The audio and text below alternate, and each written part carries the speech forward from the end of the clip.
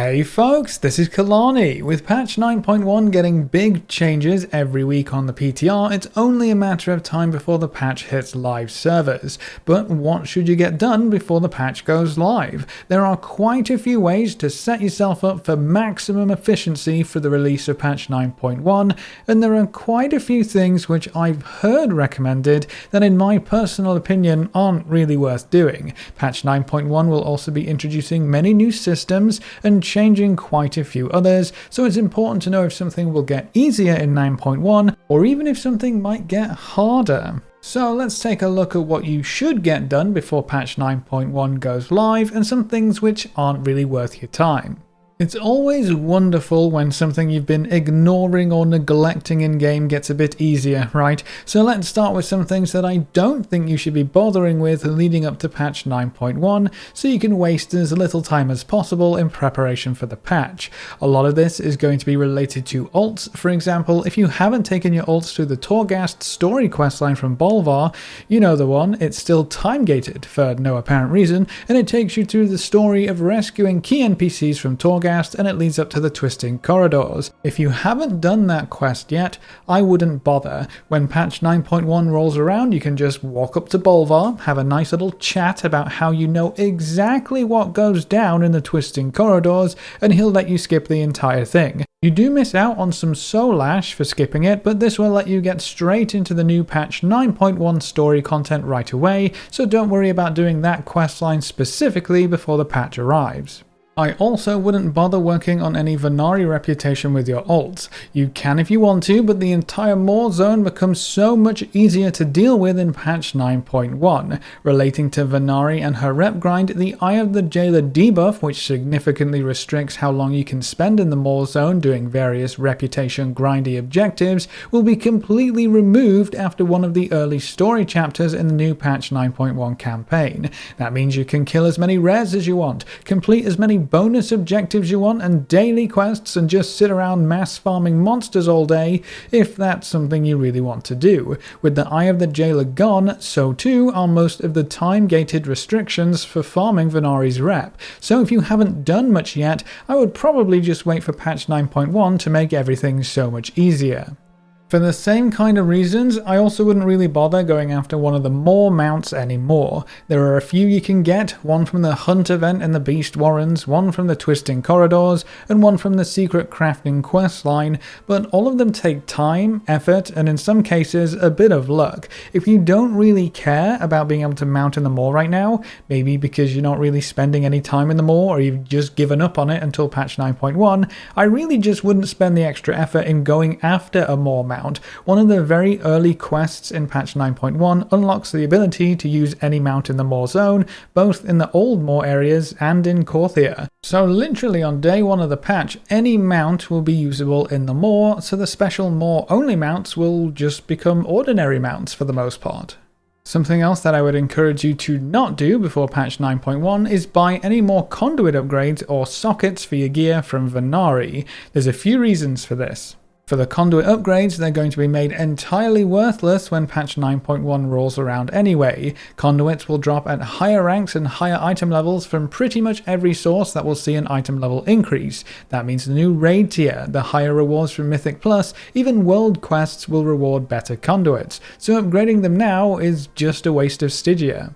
As for the sockets, the items that you can buy from venari only work on gear that is earned during Season 1. When patch 9.1 goes live, Season 2 of Shadowlands will begin, which means you won't be able to use these socket items on any new gear you obtain. All of the new gear will also probably be a higher item level because gear rewards across the board are getting a massive item level bump, so the socket items are also becoming more or less worthless, which means they're another waste of STYGIA. So save your STYGIA, do not buy any more sockets or conduit upgrades. And while we're on the topic of gear, I honestly wouldn't invest too much time in trying to gear up either. Patch 9.1 will shift the entire gear spectrum. The new raid drops higher item level gear, Mythic Plus dungeons will drop higher item level gear, even normal, heroic and Mythic 0 dungeons will have their rewards scaled up massively. You can get item level 210 gear from running Mythic 0 dungeons in patch 9.1. Compare that to any kind of content you have to do right now to get a comparable reward, and it seems almost silly. There will also be an entirely new gear path in Corthia, which starts at item level 200 and is incredibly easy to get. You can get this new gear from daily quests in Corthia, from killing rares in Corthia, completing quests and events in the new patch, and you can even buy some of it. It's going to be so easy to gear up in patch 9.1 that I just wouldn't bother trying too hard right now, especially on ults that you barely play. Now, one question that I've heard again and again, what is the deal with Soul Ash? Do I need Soul Ash in patch 9.1? Should I keep farming Torghast? Are there new rewards and upgrades that will cost Soul Ash?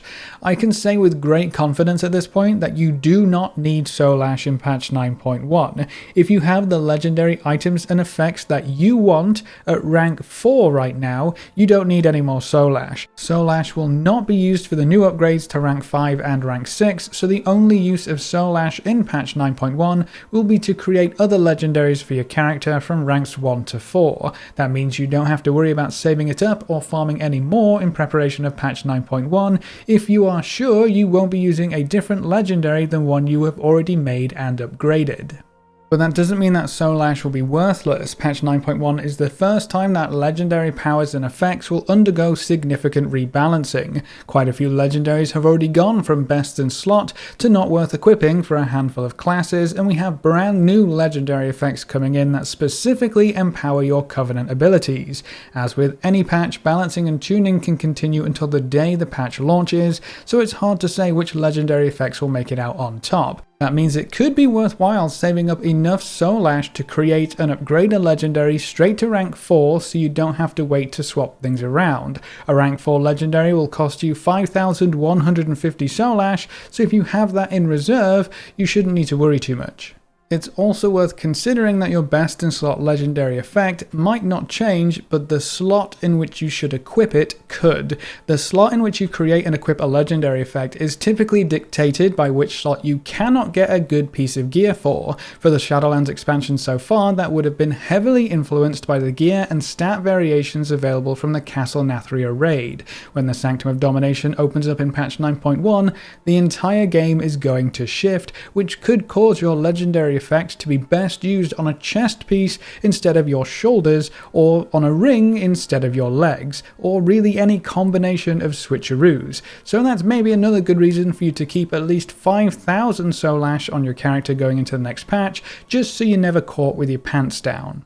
And then another reason why you might want to collect some Soul Ash before patch 9.1 is the addition of a new item called Packaged Soul Ash. This item can be purchased in the new Corthia zone, and it allows you to send Soul Ash to any of your ults. With farming Soul Ash being easier on a better geared character, it might be easier and faster to farm the Soul Ash on your main, and then just wait until patch 9.1 to send it over to your ults. But there's one other change coming for the Soul Ash currency in patch 9.1. When the patch goes live, all Soul Ash rewards from Torghast will be increased significantly. A layer 8 Torghast run will reward you with 860 Soul Ash instead of 570 Soul Ash, and the new highest layer, layer 12, will reward you with 1030 Soul Ash.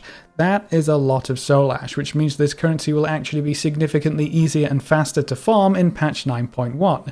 So all in all, it kind of depends on what you want to do with Soul Ash as to whether it's worth farming it now or just waiting for patch 9.1. If you have enough Soul Ash to create a rank 4 legendary just in case things change and you don't have any ults you care about, then just ignore Soul Ash until 9.1 rolls around. It's going to be much easier to farm Soul Ash with the increased rewards in 9.1 anyway, so I wouldn't worry too much in general. That's pretty much everything I think you shouldn't waste your time on before the patch launches, but what about some things that you should do before the patch goes live?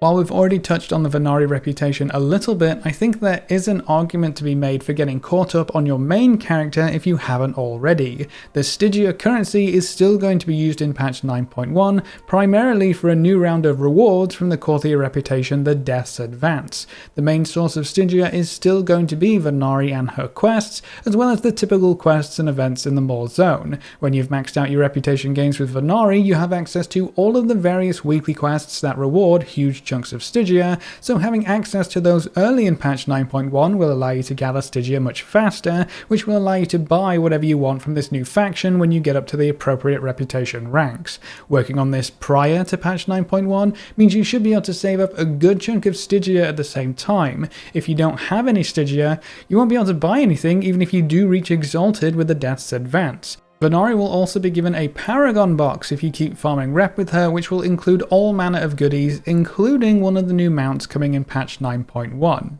If you're curious what kinds of rewards are on offer from the new faction, you can buy Corthian armaments for 1k Stygia each. These are bind on account gear tokens that will turn into a piece of item level 200 gear, which is upgradable to item level 233. So this can be used as amazing catch-up gear for any of your alts, but it's going to cost you a lot of Stygia. You can buy zone upgrades to help with farming. This is also where the Crafter's Mark III recipe will come from for upgrading the item level of crafter gear. There's a pet, a tabard, a new gear ensemble, and 3 mounts, some of which cost thousands of Stygia. For anyone wanting to get their hands on any of these rewards, earning Stygia is going to be very important, but you also want to save as much Stygia as you can going into the new patch. The best way to do that is to complete Venari's quests and max out her reputation.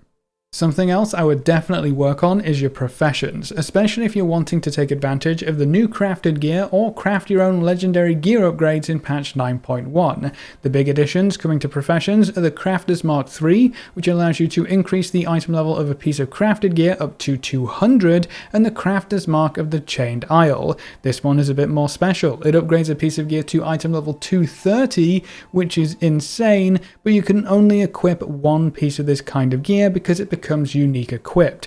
But that does mean that crafted gear can be used as a huge boost for anyone coming back to the game, any alts that players have been leveling up during the content lull, or for really any other lower geared players. The item level 230 pieces are going to be incredibly useful for almost everyone, so all of this higher item level crafted gear could make you a lot of gold in patch 9.1, but if you don't have your professions all sorted out before the patch goes live, you could miss the big gold rush. Being prepared always pays off when it comes to gold making, so getting your professions up to snuff before the patch gets here is going to be a great choice.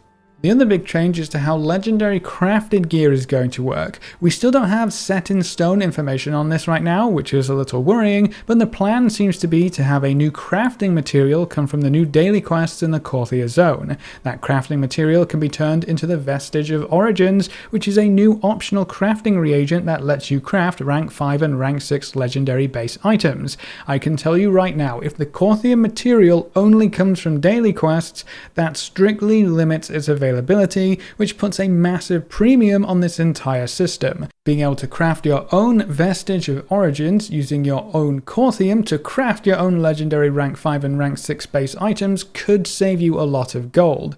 Now, being able to craft this stuff and sell it on the auction house could also make you a boatload of gold at the same time, and we all know how much rank 4 legendary base items cost these days, so there's a lot of potential here. I'll be sure to update you on this specific system as it's tweaked and changed on the PTR, but my recommendation for right now absolutely is to get your professions leveled up if you haven't already. Moving on, let's talk about Covenants and Sanctums. There's quite a few things I would recommend you get done before patch 9.1 relating to these areas of the game, and first on this list would be finishing your Covenant campaign. Hopefully you've squared this one away by now, but if you're changing your main character or swapping your Covenant for 9.1, you might find yourself a bit behind in the story. Completing your Covenant campaign will set you up nicely for continuing the story in patch 9.1, and you'll want to finish your campaign to work towards the current renown cap as well. Speaking of renown, I would strongly recommend you finish off the current renown grind and get up to renown 40. I know it doesn't do anything particularly special right now, and yes, the weekly quests aren't exactly exciting, but patch 9.1 will be introducing another 40 renown levels on top of our current 40 for a total maximum renown of 80. That's going to be a bit of a grind no matter how you look at it, so starting that grind while you're already behind is not going to be ideal. If you're ready and waiting at renown 40, you can just jump straight into the new stuff without worrying too much. There are also some interesting rewards in the new 40 renown levels, so getting to those ASAP in the new patch is also going to be nice. And then the last part of the Covenant stuff that I would say is also worth investing a bit of time into before patch 9.1 rolls around is the mission table. I know, talk about boring, but patch 9.1 will be adding in some extra mission table stuff. We're not too sure exactly what this will look like just yet, but we do know that as you progress through the new renown levels that you can unlock various upgrades to the mission table system. This could very easily turn the mission table into another lucrative gold farm, but you might not be able to take advantage of it if your followers aren't leveled up at least a little bit. For an activity that you can keep up with for as little as 5 minutes a day, it seems like a no-brainer to get your mission table followers ready for patch 9.1, just in case these new additions to the mission table end up being awesome.